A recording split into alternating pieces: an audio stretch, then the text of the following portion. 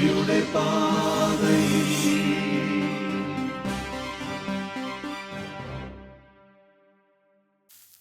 മിശിഹായ്ക്ക് സ്തുതിയായിരിക്കട്ടെ. കുഞ്ഞുമക്കൾക്കൊക്കെ സുഖമാണോ? വേദപാഠം കൃത്യമായിട്ട് പഠിക്കുന്നുണ്ടോ? 3 പാഠങ്ങൾ നമ്മൾ കഴിഞ്ഞു. ഇന്ന് നമ്മൾ 4ാമത്തെ പാഠത്തിലേക്ക് കടക്കുകയാണ്. 4ാമത്തെ പാഠത്തിൻ്റെ ടൈറ്റിൽ എന്താണ്? സഭ പരിശുദ്ധാത്മാവിനാൽ നയിക്കപ്പെടുന്ന സമൂഹം. പഠിക്കാൻ തുടങ്ങുന്നതിന് മുമ്പ് നമുക്കൊന്ന് പ്രാർത്ഥിക്കാം. കണ്ണുകൾ അടയ്ക്കുക, കൈകൾ കൂട്ടിപ്പിടിക്കുക. പരിശുദ്ധാത്മാവായ ദൈവത്തെ മാത്രം മനസ്സിൽ കാണുക. പരിശുദ്ധാത്മാവായ ദൈവമേ, അങ്ങയെക്കുറിച്ച് പഠിക്കാൻ 8ാം ക്ലാസ്സിലെ ഈ കുഞ്ഞുമക്കളൊക്കെ കാത്തിരിക്കുകയാണ്. അങ്ങ് ഞങ്ങളുടെ മധ്യത്തിലേക്ക് എഴുന്നള്ളി വരണമേ. ഞങ്ങളെ അനുഗ്രഹിക്കണമേ, നയിക്കണമേ. ആമേൻ. നമുക്ക് ക്ലാസ്സിലേക്ക് കിടക്കാം.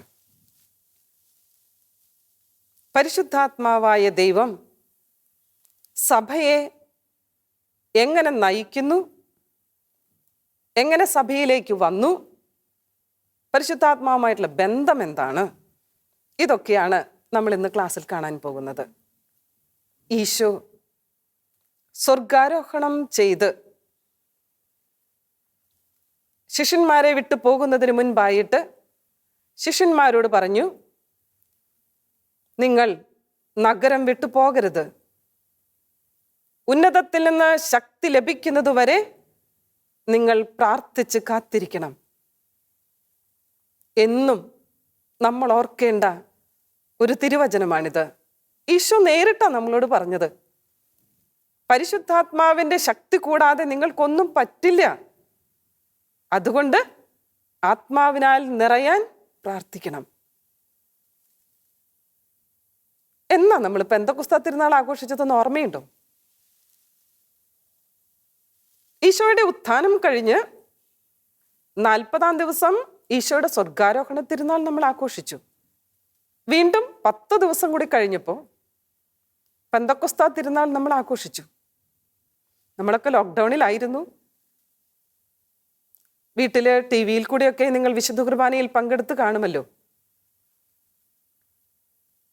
ഈ പരിശുദ്ധാത്മാവ് സഭയിൽ എങ്ങനെ വന്നു, അല്ലെങ്കിൽ സഭയുമായിട്ടുള്ള ബന്ധം എന്ത് എന്ന് കാണുന്നതിനോടൊപ്പം ഇതിൻ്റെ തുടക്കത്തെക്കുറിച്ച് നമുക്കൊന്ന് ചിന്തിക്കാം. ഈശോ ഇപ്പൊ പറഞ്ഞ ആ വചനമനുസരിച്ച് പരിശുദ്ധ അമ്മയുടെ കൂടെ ഇവർ 11 ശിഷ്യന്മാർ, 12ാമത്തെ ആള് ഇല്ലാന്ന് നമുക്കറിയാലോ, യൂദാസ് കറിയോത്ത.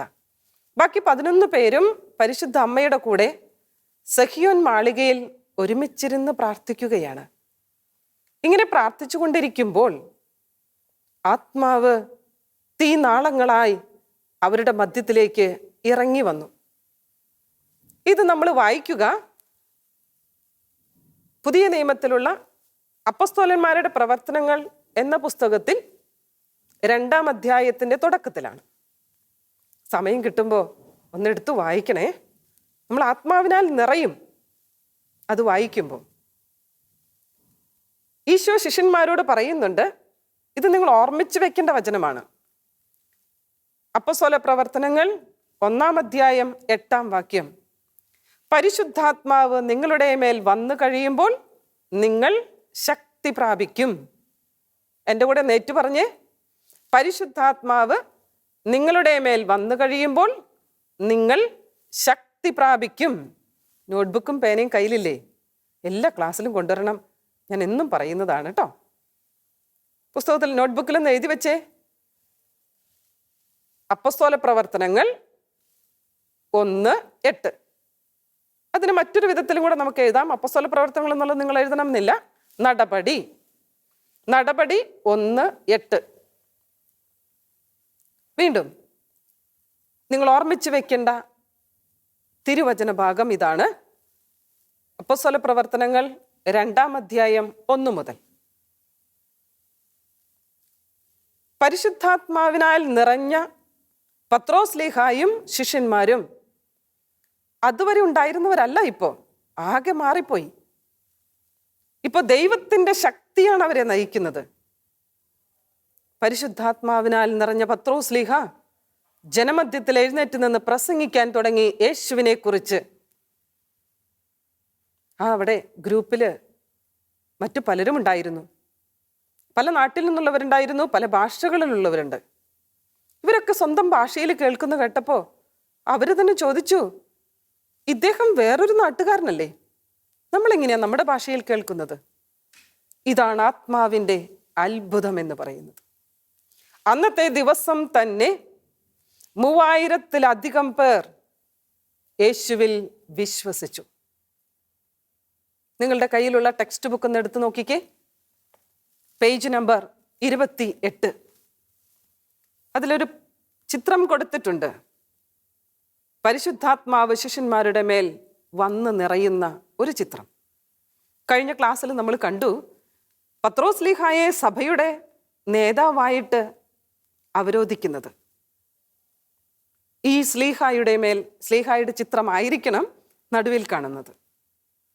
നമ്മൾ പ്രാർത്ഥിക്കുമ്പോഴും ആത്മാവിൻ്റെ ശക്തി നമ്മിൽ വന്ന് നിറയും. ഇനി ആത്മാവിൻ്റെ പ്രവർത്തനം ആദിമ ക്രൈസ്തവ സമൂഹത്തിൽ എങ്ങനെയായിരുന്നു എന്ന് നമുക്കൊന്ന് കാണണ്ടേ. ആത്മാവ് ഒരു കൂട്ടുകാരനെ പോലെ ഇവരുടെ കൂടെ നടക്കുകയാണ്. ഇവരെന്ത് ചെയ്യണം എന്നൊക്കെ ഇവർക്ക് പഠിപ്പിച്ചു കൊടുക്കുകയാണ്. ഇതാണ് ആത്മാവിനെ സ്വീകരിച്ചു കഴിഞ്ഞാൽ നാം ഓരോരുത്തരും നമ്മുടെ ജീവിതത്തിലേക്കും പകർത്തേണ്ടത്. നമ്മൾ ആത്മാവിന് വേണ്ടി പ്രാർത്ഥിച്ചാൽ ആത്മാവ് ഇങ്ങനെയാണ് നമ്മളെ നയിക്കുക. പുസ്തകം എന്നെടുത്ത് എല്ലാവരും പേജ് നമ്പർ 29. നിങ്ങളുടെ നോട്ട്ബുക്ക് തൊട്ടടുത്തെടുത്ത് വെക്കണേ. ഞാൻ ഈ പറയുന്ന പോയിന്റ്സ് ഒന്ന് എഴുതി വെക്കണം. നമുക്ക് വളരെ ബോധ്യത്തോടു കൂടി ജീവിക്കേണ്ട ഒരു കാര്യമാണിത്. ശ്രദ്ധിക്കുക. പരിശുദ്ധാത്മാവിൻ്റെ ചിത്രം കൊടുത്തതിൻ്റെ ഇടതുഭാഗത്തുള്ള പാരഗ്രാഫിൽ കൊടുത്തിരിക്കുന്നത് ഒന്ന് ശ്രദ്ധിക്കുക എല്ലാവരും. പരിശുദ്ധാത്മാവ് നയിക്കുന്നു. എഴുതി വെച്ചേ. പരിശുദ്ധാത്മാവ് നയിക്കുന്നു. പരിശുദ്ധാത്മാവ് സംസാരിക്കുന്നു. തീരുമാനങ്ങൾ എടുക്കാൻ ശക്തി കൊടുക്കുന്നു. പരിശുദ്ധാത്മാവ് ഉത്സാഹം കൊടുക്കുന്നു. നമ്മളൊക്കെ ചില കാര്യങ്ങൾ പഠിക്കാൻ മടി തോന്നുമ്പോൾ, പപ്പയും മമ്മിയും ഒക്കെ എന്തെങ്കിലുമൊക്കെ ചെയ്യാൻ പറയുമ്പോൾ നമുക്ക് മടി തോന്നുമ്പോൾ പരിശുദ്ധാത്മാവിനോട് പ്രാർത്ഥിച്ചാൽ പരിശുദ്ധാത്മാവ് നമ്മുടെ മേൽ വരും. പെട്ടെന്നൊരു ഉത്സാഹം നമുക്ക് തോന്നും. ഇതാണ് പരിശുദ്ധാത്മാവിൻ്റെ സാന്നിധ്യത്തിൻ്റെ ഫലം. ഇങ്ങനെ ശിഷ്യന്മാരെ നയിച്ചു, ശിഷ്യന്മാരെ സന്തോഷിപ്പിച്ചു, ശിഷ്യന്മാർക്ക് തീരുമാനമെടുക്കാൻ പറ്റി, ശിഷ്യന്മാർക്ക് സുവിശേഷം പ്രസംഗിക്കാൻ സാധിച്ചു.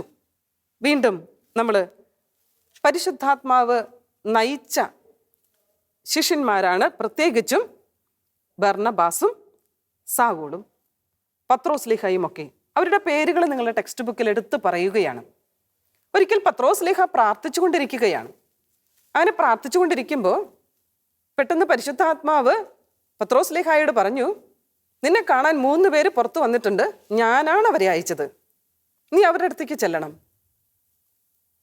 പത്രോസ്ലീഹ വേഗം താഴേക്ക് ചെന്നു. ആ 3 പേര് പത്രോസ്ലീഹായും കൂട്ടിക്കൊണ്ട് വിജാതീയനായ കൊർന്നേലിയൂസിന്റെ ഭവനത്തിലേക്കാണ് പോയത്.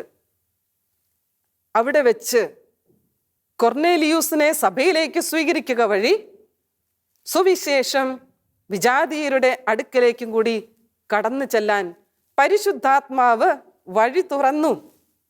വലിയൊരു മാറ്റത്തിൻ്റെ സമയമാണിത്. നമ്മൾ വിചാരിക്കാത്ത ഇടങ്ങളിലേക്ക് പരിശുദ്ധാത്മാവ് നമ്മളെ നയിക്കും. വീണ്ടും നമ്മൾ പഠിക്കാൻ പോകുന്നത് പരിശുദ്ധാത്മാവിൻ്റെ ദാനങ്ങളും വരങ്ങളും ഫലങ്ങളുമാണ്. നിങ്ങളെല്ലാവരും ആദ്യ കുർബാന സ്വീകരിച്ച കുഞ്ഞുങ്ങളാണ്. ഈ ആദ്യ കുർബാന സ്വീകരിച്ച സമയത്ത് പരിശുദ്ധാത്മാവിൻ്റെ ഫലങ്ങളും ഒക്കെ നമ്മൾ പഠിച്ചതാണ്. ഒന്ന് പറഞ്ഞേ, പരിശുദ്ധാത്മാവിൻ്റെ ദാനങ്ങൾ എന്തൊക്കെയാണെന്ന്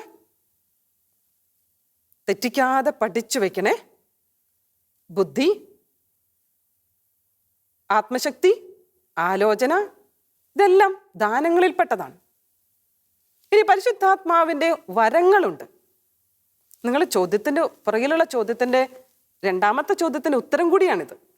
പരിശുദ്ധാത്മാവിൻ്റെ ദാനങ്ങളും വരങ്ങളും എന്തൊക്കെയാണെന്ന്.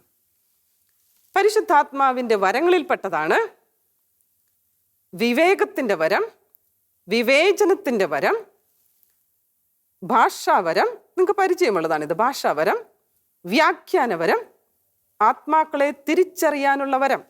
പേജ് നമ്പർ 30 ഒന്ന് മാർക്ക് ചെയ്ത് വെച്ചേ. ആ പാരഗ്രാഫ് മുഴുവൻ പഠിക്കണം. ദാനങ്ങളും വരങ്ങളും. ഇനി പരിശുദ്ധാത്മാവിൻ്റെ ഫലങ്ങൾ എന്തൊക്കെയാണ്? അതാണ് അടുത്ത പാരഗ്രാഫിൽ പറയുന്നത്. അതാണ് മൂന്നാമത്തെ ചോദ്യത്തിൻ്റെ ഉത്തരം. നമ്മൾ ഇതിനൊപ്പം ഇതും കൂടെ പഠിച്ചു പോകണ്ടേ? പരിശുദ്ധാത്മാവിൻ്റെ ഫലങ്ങൾ എന്തൊക്കെയാണ്? സ്നേഹം, സന്തോഷം, സമാധാനം, ക്ഷമ, കാരുണ്യം, നന്മ, ദീർഘശാന്തത, ആർദ്രത, വിശ്വസ്തത, വിനയം, സൗമ്യത, ശുദ്ധത. ഇതൊക്കെ നമുക്ക് കിട്ടണം. നമ്മൾ എന്താണ് ഇന്ന് ക്ലാസ്സിൽ പഠിച്ചത്? തുടക്കം മുതൽ ഒന്നും കൂടി ഒന്ന് പറഞ്ഞേ. പരിശുദ്ധാത്മാവ് സഭയിൽ എഴുന്നള്ളി വന്നു. പന്തക്കുസ്താ ദിനത്തിലാണ് സഭയുടെ തുടക്കം. നോട്ട്ബുക്കിൽ ഒന്ന് എഴുതി വെച്ചേ. പന്തക്കുസ്താ ദിനത്തിലാണ് സഭയുടെ തുടക്കം. ഇന്ന് നമ്മൾ ഈ ക്ലാസ് പഠിച്ചു കഴിഞ്ഞപ്പോൾ നമുക്കൊക്കെ പരിശുദ്ധാത്മാവിനാൽ നിറയാനൊരു ദാഹം വന്നിട്ടില്ലേ? ഇതാണ് ഇന്ന് നമുക്ക് ലഭിക്കേണ്ട ബോധ്യം. പരിശുദ്ധാത്മാവ് സഭയെ ഉദ്ഘാടനം ചെയ്തു, സഭയിൽ എഴുന്നള്ളി വന്നു. എന്നിലും പരിശുദ്ധാത്മാവ് എഴുന്നള്ളി വരും. വിശ്വസിക്കണം, പ്രാർത്ഥിക്കണം. ഇനി മനോഭാവം എന്താ? ഈ ലെസൺ പഠിച്ചത് വഴി പരിശുദ്ധാത്മാവിന് വേണ്ടി നിരന്തരം പ്രാർത്ഥിക്കാനുള്ള ഒരു ദാഹം, ഒരാഗ്രഹം. ഇനി ഒരു ശീലം. ഈ പുസ്തകം, ഈ അധ്യായം പഠിച്ചത് വഴി നമ്മുടെ ജീവിതത്തിൽ ചില കാര്യങ്ങൾ നമ്മൾ പ്രാക്ടീസ് ചെയ്യണമെന്ന് തിരുസഭ, സീറോ മലബാർ സഭ ആഗ്രഹിക്കുന്നുണ്ട്. പരിശുദ്ധാത്മാവിന് വേണ്ടി നിരന്തരം പ്രാർത്ഥിക്കണം, ആലോചന ചോദിക്കണം. ഒരു ചെറിയ പ്രാർത്ഥന ഞാൻ നിങ്ങൾക്ക് കാണിച്ചത് പറയുകയാണ്. നോട്ട്ബുക്ക് ഒന്ന് എടുത്ത് എഴുതി വെച്ചേ. ന നീ പ ഭ വി. പരിശുദ്ധാത്മാവെ എന്നെ നയിക്കണമേ 10 പ്രാവശ്യം ചൊല്ലണം. പരിശുദ്ധാത്മാവെ എന്നിൽ നിറയണമേ. പരിശുദ്ധാത്മാവെ എന്നെ പഠിപ്പിക്കണമേ. പരിശുദ്ധാത്മാവെ എന്നെ ഭരിക്കണമേ. പരിശുദ്ധാത്മാവെ എന്നെ വിശുദ്ധീകരിക്കണമേ. ഓരോന്നും 10 പ്രാവശ്യം എഴുതൂ. ന നീ പ ഭ വി. ഈ പ്രാർത്ഥന എന്നും നിങ്ങളുടെ കയ്യിലുണ്ടായിരിക്കണം. പ്രാർത്ഥിച്ചൊരുങ്ങണം.